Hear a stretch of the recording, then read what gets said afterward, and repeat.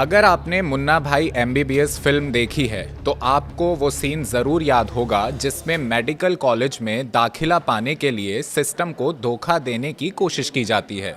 लेकिन सोचिए अगर ऐसी कहानी असल ज़िंदगी में सामने आ जाए तो।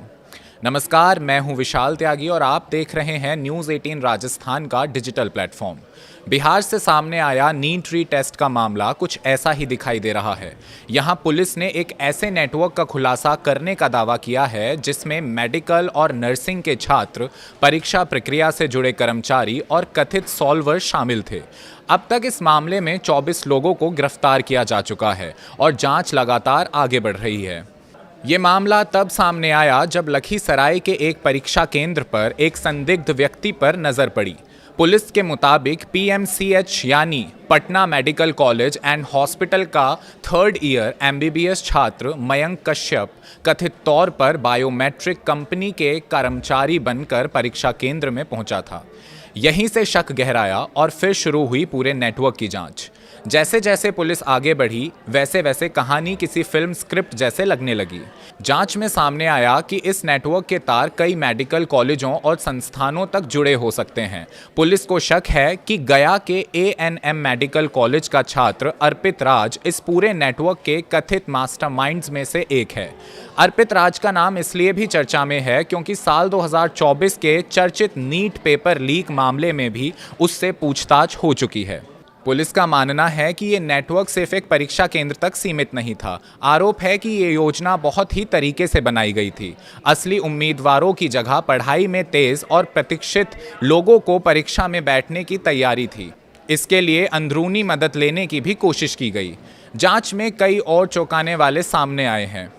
बताया जा रहा है कि बीएचयू की नर्सिंग छात्रा पूनम कुमारी कथित तौर पर दूसरी अभ्यर्थी की जगह परीक्षा देती हुई नजर आई।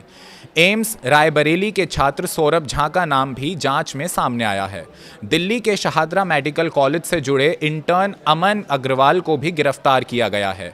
वहीं नालंदा मेडिकल कॉलेज के नर्सिंग छात्र संजीत और उसके भाई को भी पुलिस ने हिरासत में लिया है। लेकिन कहानी यहीं खत्म नहीं होती।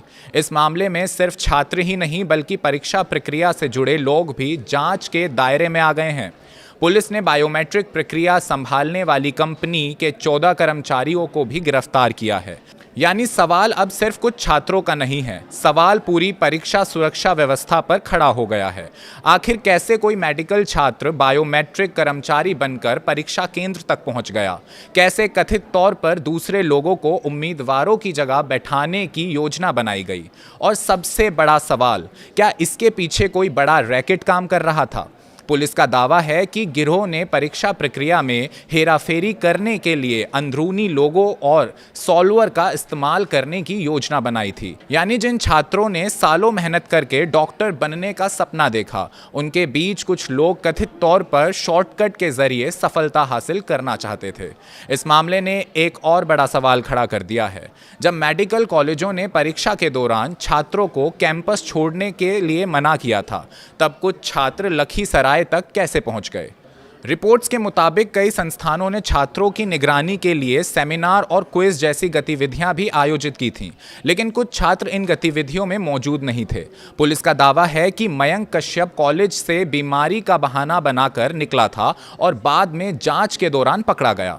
फिलहाल बिहार पुलिस पूरे नेटवर्क की कड़ियां जोड़ने में लगी हुई है। जांच एजेंसियां ये पता लगाने की कोशिश कर रही हैं कि इस कथित रैकेट में और कौन कौन शामिल था, कितने उम्मीदवारों को फायदा पहुंचाने की कोशिश की गई और क्या इसके तार दूसरे राज्यों तक भी फैले हुए हैं। लेकिन इस पूरे मामले में सबसे दुखद बात यह है कि नीट जैसी परीक्षा लाखों छात्रों की मेहनत और सपनों से जुड़ी होती है। कोई छात्र सालों तक दिन रात पढ़ाई करता है, परिवार उम्मीदें लगाता है और फिर अगर कोई सिस्टम का धोखा देकर आगे बढ़ने की कोशिश करे तो ये सवाल सिर्फ कानून का नहीं बल्कि ईमानदारी का भी बन जाता है।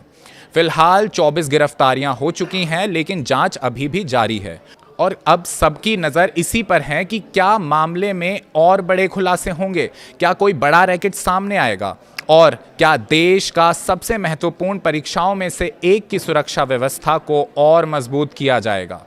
मिलते हैं अगली खबर के साथ।